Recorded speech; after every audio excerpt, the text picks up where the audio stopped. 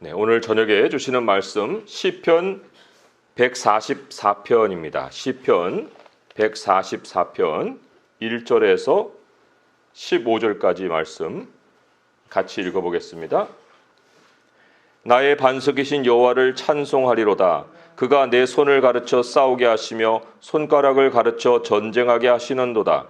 여호와는 나의 사랑이시오 나의 요새이시오 나의 산성이시오 나를 건지시는 이시오 나의 방패이시니 내가 그에게 피하였고 그가 내 백성을 내게 복종하게 하셨나이다.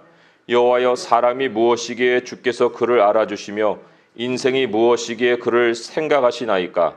사람은 헛것 같고 그의 날은 지나가는 그림자 같으니이다. 여호와여, 주의 하늘을 들이우고 강림하시며 산들에 접촉하사 연기를 내게 하소서. 번개를 번쩍이사 원수들을 흩으시며 주의 화살을 쏘아 그들을 무찌르소서. 위에서부터 주의 손을 펴사 나를 큰 물과 이방인의 손에서 구하여 건지소서. 그들의 입은 거짓을 말하며 그의 오른손은 거짓의 오른손이니이다. 하나님이여, 내가 주께 새 노래로 노래하며 열줄 비파로 주를 찬양하리이다. 주는 왕들에게 구원을 베푸시는 자시요 그의 종 다윗을 그 해하려는 칼에서 구하시는 자시니이다. 이방인의 손에서 나를 구하여 건지소서. 그들의 입은 거짓을 말하며 그 오른손은 거짓의 오른손이니이다. 우리 아들들은 어리다가 장성한 나무들 같으며 우리 딸들은 궁정의 양식대로 아름답게 다듬은 모퉁이 돌들과 같으며 우리의 곳간에는 백곡이 가득하며 우리의 양은 들에서 천천과 만만으로 번성하며 우리 수소는 무겁게 실었으며 또 우리를 침노하는 일이나 우리가 나아가 막는 일이 없으며 우리 거리에는 슬피 부르짖음이 없을진데 이러한 백성은 복이 있나니 여호와를 자기 하나님으로 삼는 백성은 복이 있도다. 아멘. 네, 복이라는 단어가 맨 마지막에 나옵니다. 이러한 백성은 복이 있다. 여호와를 자기 하나님으로 삼는 백성은 복이 있도다. 이렇게 말합니다. 복이란 단어를 우리가 좀 이 말씀을 보기 전에 깊이 새겨볼 필요가 있습니다. 사람의 현실에서 가장 기이하다고 할 수 있는 것이 복이에요.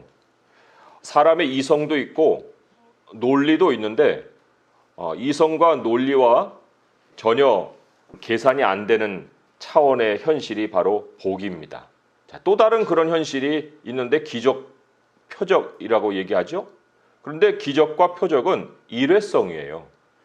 일회로 우리에게 일어납니다. 물에 비유하자면 홍수와도 같은 거예요. 폭우와도 같고. 그렇지만 이 복은 일회적이지가 않습니다. 그리고 물과 비유하자면 강물과도 같아요. 지속적으로 흐릅니다. 세상도 복을 압니다. 그리고 또 복이 자기에게서 나오지 않는 것을 알아요. 그래서 복을 빌지요. 빌되 누구에게 빕니까? 초자연적인 대상을 향해서 복을 빕니다. 그래서 종교를 갖는 거예요. 그들도 복이 신비한 현실이라는 것을 알기 때문에 신을 만들어서 그 신에게 복을 빌고 있습니다. 사실 그런데 이 세상의 복이라는 것은 자기의 영혼을 대가로 내주고 얻는 복이에요. 자기의 영혼을 팔아서 얻는 복이라고 할 수가 있습니다. 사탄이 예수님을 시험할 때 그랬죠. 천하만국과 그 영광을 보여줬어요. 그리고 만일 내가 나에게 엎드려 경배하면 이 모든 것을 너에게 주겠다. 사탄을 섬기면 그들에게 복이 임한다. 이런 약속을 주는 거예요. 우리가 세상이 말하는 복이라는 건 다 이런 이익을 탐하는 것이고 물질적인 것이기 때문에 그러한 사탄이 보여주는 것이 그들에게는 복에 해당이 됩니다. 사단은 복을 미끼로 경배받으려고 합니다. 그런데 그런 복을 얻으면 큰 문제가 생겨요. 큰 정도가 아니고 굉장히 영적으로 심각한 그러한 결과를 맞습니다. 사탄의 복을 얻으면 영혼이 메말라 버립니다. 물질로는 채워지는데 영혼이 메말라져 버려요. 그래서 영혼이 갈증을 느끼는 가운데 생기는 것이 정신적인 고통입니다. 정신적인 고통, 육체적인 병도 영혼의 고통 속에서, 영혼의 메마름 속에서 찾아오는 겁니다. 관계가 파괴됩니다. 돈은 가졌는데 심지어 혈육지간까지도 다 관계가 다 깨져버립니다.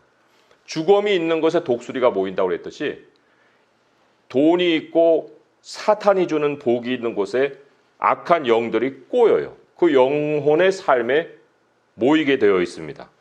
그러니까 그거는 복이 아니고 저주예요. 잠언 1장 19절을 읽어보면 이렇게 나옵니다. 이익을 탐하는 모든 자의 길은 다 이러하여 자기의 생명을 잃게 하느니라. 복 아닌 복이에요. 복 아닌 복. 생명을 잃어버린다. 세상은요, 복이 신적인 것은 압니다. 하지만 하나님의 사람들조차 하나님이 복을 주신다는 것을 잊고 다른 대상을 향해서 복을 빌어서야 되겠습니까? 우리가 복이라는 것은 철저히 하나님이 주시는 거라는 걸 기억하고 살아야 합니다. 그렇지 않고서 하나님과 복을 따로 우리가 생각하고 살 때 거기에 고난이 있고 저주가 있는 거예요. 오늘 마지막 절을 제가 다시 한번 읽어봅니다. 이러한 백성은 복이 있나니 여호와를 자기 하나님으로 삼는 백성은 복이 있도다. 사람은요, 복 없으면 못 삽니다. 살지 못해요. 인생은 수학이 아니에요. 우리 뉴스에 요즘 이런 말 잘 듣죠? 월급을 한 푼도 안 쓰고 10년을 모아서 집을 산다고요. 그게 수학이에요. 그러나 인생은 수학이 아닙니다. 그래서 사람들은 투자를 하죠. 도를 넘으면 투기라고 할 수가 있어요. 근데 그 투자는 사실 복의 개념이에요. 사람들은 그 투자도 확률에 베팅을 하기 때문에 수학으로 여기지만 사실 투자를 엄밀히 따지면은 그거는 복을 원하는 거예요. 거기에 은혜가 있는 것입니다. 창세기에 이런 말씀이 있는데 저는 우리 성도님들이 다 이러한 복을 받기를 원합니다. 창세기 26장 12절 13절에 보니까 이삭이 그 땅에서 농사하여 그 해에 100배나 얻었고 여호와께서 복을 주심으로 그 사람이 창대하고 왕성하여 마침내 거부가 되었더라. 아니 농사를 졌는데 2배, 3배는 이해가 가요. 그런데 어떻게 100배를 얻습니까? 이거는 확률도 아니고 아무것도 아니에요. 이게 바로 복입니다. 그리고 창대하다고 하는 것이 부자가 되었고 왕성하여라는 것은 계속 더 얻어서 이런 뜻이에요. 그리고는 마침내 거부가 되었다. 무지무지한 부자가 되었다. 이런 말입니다. 이 이삭을 부자가 되게 한 것이 수학이에요? 아니면 복이에요? 복입니다. 이삭은 그냥 농사지었어요. 근데 하나님이 복의 진짜 주어가 되셔서 이삭을 복 주었을 때 100배를 얻었습니다. 100배가 한 해로 끝난 게 아니에요. 왕성해졌다고 했잖아요. 계속 100배씩 100배씩 늘어나면 이거는 감당할 수 없는 부가 이삭에게 쏟아져 들어오는 것입니다. 그런데 욕심은 절대로 복을 우리에게 가져다 주지 않습니다. 야고보서 제가 말씀 하나 읽어서 찾아서 읽어드리면 이렇죠. 야고보서 1장 14절 17절에 이렇게 나옵니다. 오직 각 사람이 시험을 받는 것은 자기 욕심에 끌려 미혹됨이니 욕심이 잉태한 즉 죄를 낳고 죄가 장성한 즉 사망을 낳느니라.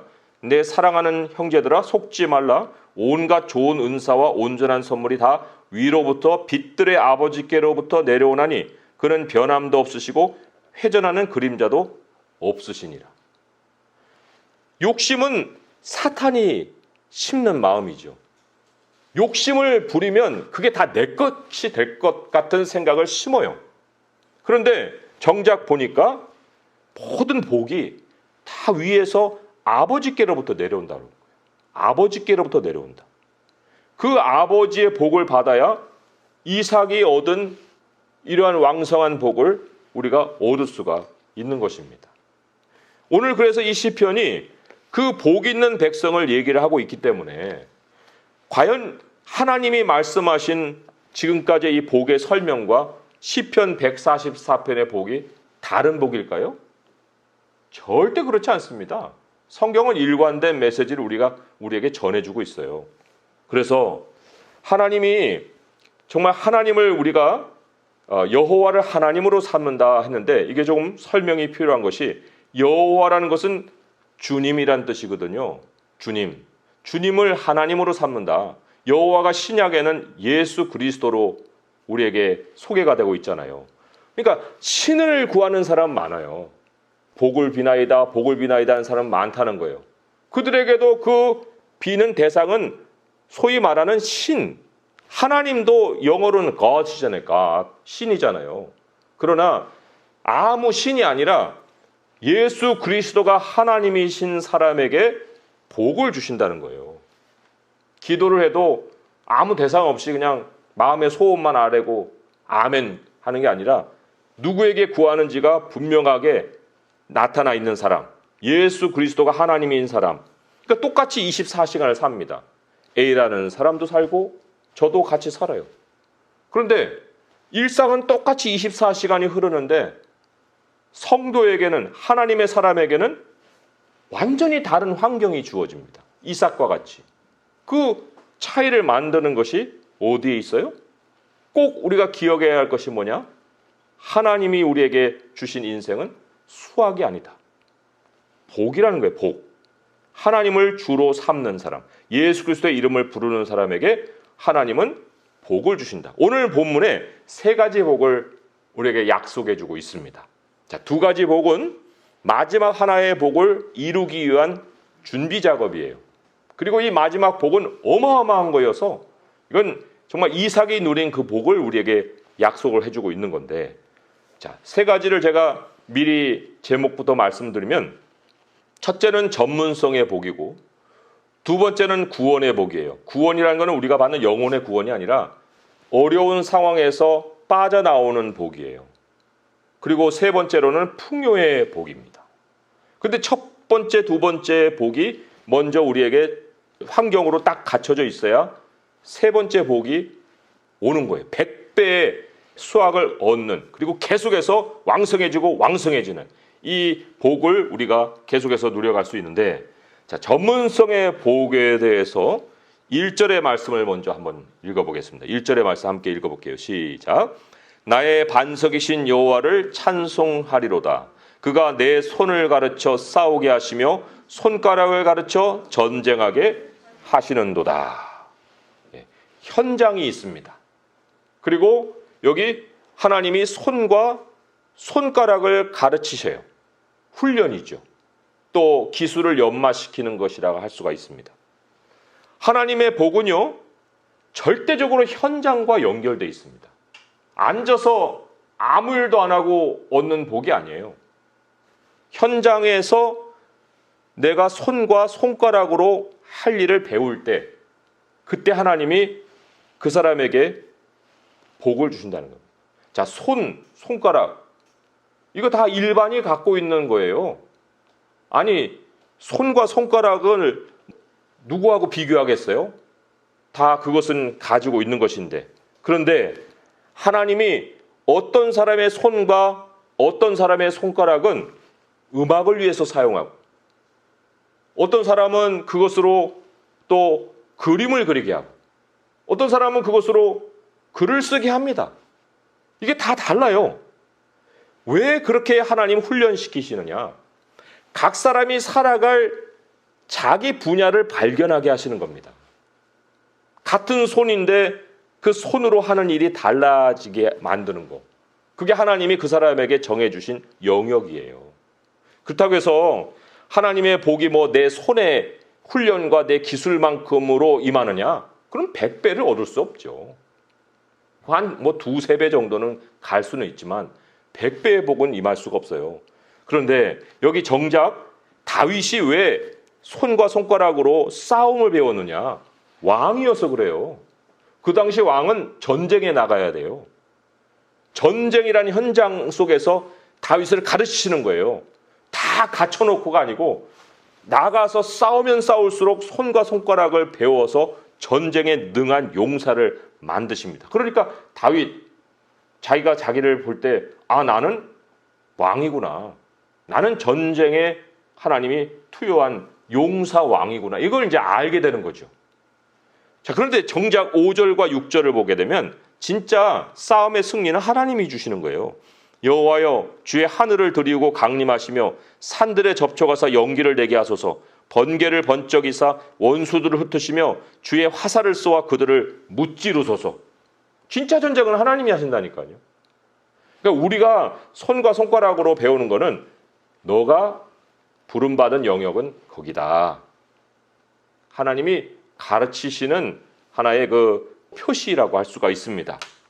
영역이 있어야 복이 있다고 그랬잖아요. 그러니까 하나님이 복을 주시려고 영역을 가르치시는 것이 바로 전문성이라는 것입니다.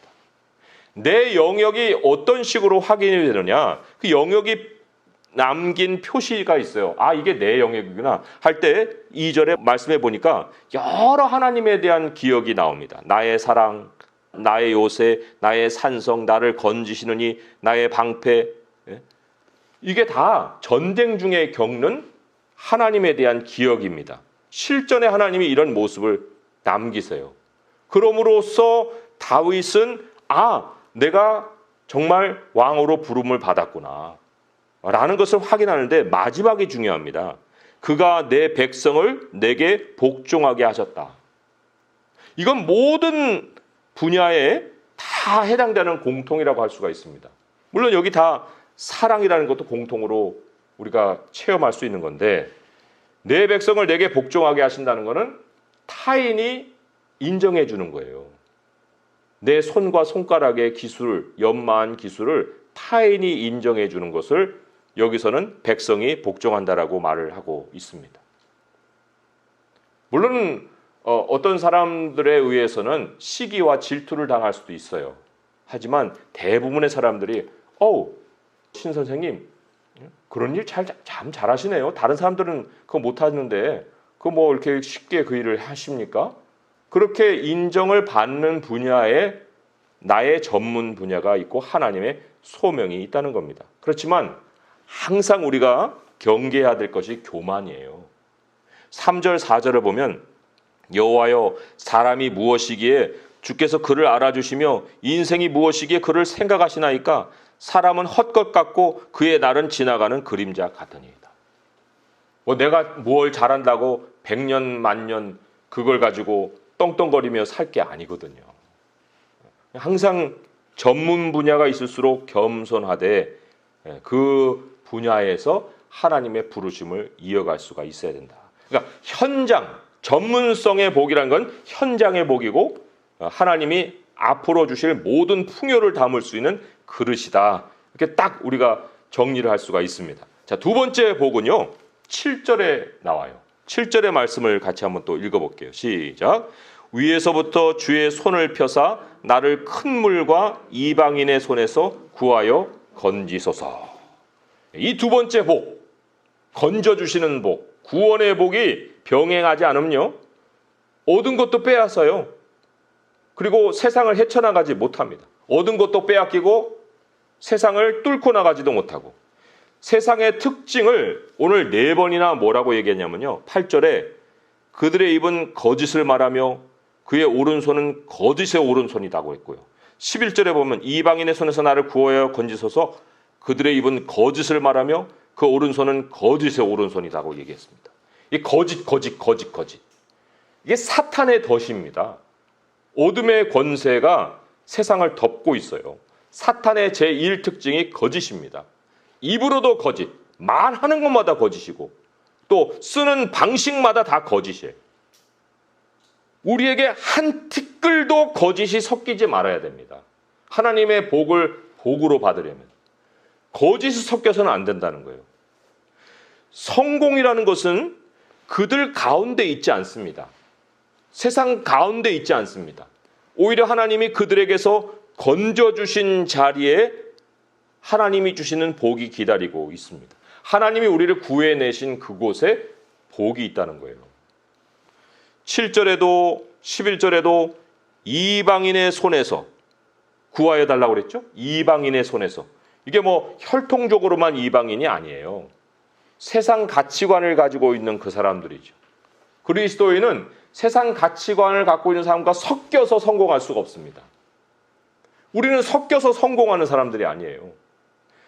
그렇다고 해서 뭐 혼자 떨어지면 나는 혼자인데 그럼 어떻게 살아갑니까? 왜 우리가 혼자입니까? 하나님이 영원한 우리의 동역자신데 우리는 혼자 될 수 있는 순간이 한순간도 없어요. 하나님이 함께 해주신다니까요.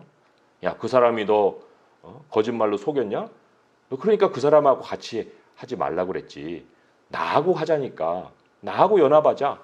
하나님이 그래서 오히려 백성들을 복종케 하셔서 사업을 번창케 하시지. 백성에게 가서 뭘 이렇게 비굴하게 빌어서 그 사람의 것을 내 것으로 삼아가지고 성공하게 하시는 일은 없어요. 그 이삭이 다 우물을 다 내줬잖아요. 마지막에 가서 다툼이 없는 곳에서 하나님이 복을 주시고 지금 창대하게 100배의 농사의 100배의 결실을 얻었거든요. 그러니까 빼앗긴다고 해서 복을 빼앗기는 것이 아니고 절대적으로 거짓과 섞지 않고 세상의 가치관과 함께 혼합되지 않을 때 거기에 순전함이 있고 하나님이 계속 강물처럼 흘려주시는 복이 있다는 겁니다. 이 두 가지 복은 절대적으로 우리의 모든 복의 환경이어야 됩니다. 이게 오랜 세월의 훈련일 수가 있어요. 이게 정리되기까지는 하나님이 세 번째를 담아주지 않습니다. 그런데 이게 이제 확실하게 자리가 잡으면 그때부터 이제 들어옵니다. 뭐가 들어와요? 풍요가 들어오는 거예요. 읽기만 해도 너무나도 정말 큰 행복이 12절에서 14절의 말씀이에요. 우리 아들들은 어리다가 장성한 나무들과 같으며 우리 딸들은 궁정의 양식대로 아름답게 다듬은 모퉁이돌 같다. 자녀가 성장하는데 굉장히 아름답게 성장합니다. 또 13절에 보면 우리의 곳간에는 백곡이 가득하며 우리의 양은 들에서 천천과 만만으로 번성한다. 이 소유가 이제 늘어나는 거예요. 왕성해져 간다 하는 말이 있었듯이 14절 보면 우리 수소는 무겁게 실었으며 또 우리를 침노하는 일이나 우리가 나아가 막는 일이 없으며 우리 거리에는 슬피 부르짖음이 없다. 삶의 안정이 임하는 겁니다. 평안이 임하는 거예요. 맨날 불안해 갖고야 어떻게 우리가 풍요를 누립니까? 하나님이 근데 이 자녀의 성장, 소유의 성장, 또 평안이 지켜지는 일, 이거를 앞에 있는 두 복을 통해서 주신다는 겁니다.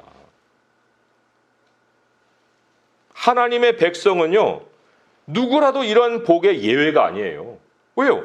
여호와를 하나님으로 삼는 백성에게 이 복이 있다고 했기 때문에. 왜 나는 예외가 돼야 됩니까? 왜 이삭은 전혀 다른 인물로 생각을 해야 됩니까? 이삭도 하나님 백성, 우리도 하나님 백성이에요. 그럼 왜 그 사람만 복 받고 우리는 복을 받지 못할 사람처럼 우리가 여겨져야 됩니까? 그럴 수가 없잖아요. 이게 돈이 만든 환경이 아니에요. 복이 만든 환경입니다. 복은 하나님께로부터 나오고 하나님이 만들어주시는 복의 환경에서는 재물이 포함이 되는 거예요. 순서가 거꾸로 되면 안 됩니다. 돈이 우리의 복을 만드는 것이 아니라 복이 우리에게 돈을 가져다 준다는 겁니다. 하나님의 백성은요, 돈이 먼 현실이 아니에요. 돈이 가장 가까울 수 있는 사람이 하나님의 백성입니다. 또 하나님은 그만큼 하나님의 백성을 믿고 겸손할 것을 아시기 때문에 또 돈을 맡기시죠. 그런다고 할 때 우리가 과연 하나님과 복을 따로 추구할 것이냐, 아니면 하나님을 먼저 복의 근원으로 삼고 하나님을 온전히 주님으로 섬길 것이냐, 거기에 우리의 마음을 온전하게 하나님께 가져가서 드려야 한다는 것입니다. 인생은 다시 말씀드리는데 복으로 사는 거예요. 복으로 사는 겁니다. 계산으로는 집이 10년 후에 생길 것 같은데 하나님의 복이 임하면 2, 3년 후에도 집이 생길 수가 있고, 하나님의 복이 임하면 열리지 않을 것 같은 직장도 열리는 거예요. 그것은 하나님만 해주실 수 있는 일이고 하나님이 앞장서시면 문은 열리게 되어 있습니다. 예수 그리스도를 하나님으로 삼는 자의 복을 우리에게 소개해 주셨는데, 이제 우리가 해야 할 일은 다른 게 아닙니다. 나의 인생을 하나님께 맡겨야겠구나.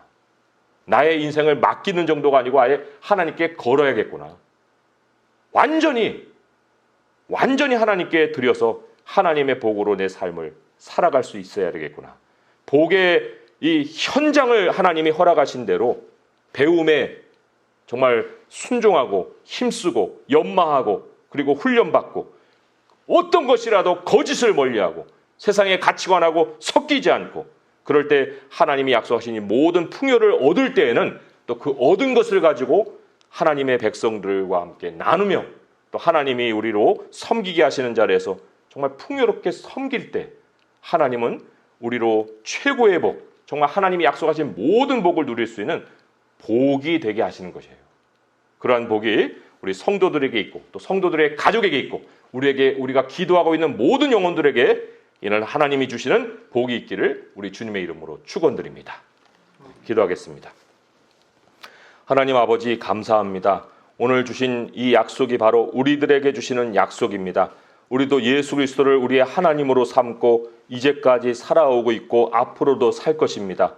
하나님, 저희들의 손과 손가락을 하나님이 가르치셔서 현장에서 우리 주님과 동행하게 하시고 모든 싸움은 주님이 싸우시되 우리들의 영역이 더 분명해져 갈 수 있게 하시옵고 우리가 이 거짓의 세상을 지나가고 있는데 아버지여 거짓과 조금이라도 섞이지 않게 하시고 세상의 가치관을 닮아가지 않게 하시며 우리들이 하나님께서 가르쳐 주신 바 거룩히 구별된 백성으로 살아갈 수 있게 하여 주옵소서. 아버지여 우리 가정이 성장하게 하시고 우리들의 소유가 성장하게 하시고 또 하나님께서 이 모든 풍요의 복을 주실 때 평안을 가지고 이 세상 끝날까지 살아갈 수 있게 하여 주옵소서. 하나님, 우리는 예외가 아닙니다. 우리는 하나님의 백성입니다. 아버지 하나님, 우리들의 삶이 바로 성경에 나와 있는 모든 기록된 삶이 되기를 원합니다. 오늘도 그러한 믿음을 가지고 주님을 찾아나가 소망 가운데 기도할 수 있게 하여 주시옵소서. 우리 주 예수 그리스도의 이름으로 감사하며 기도합니다. 아멘.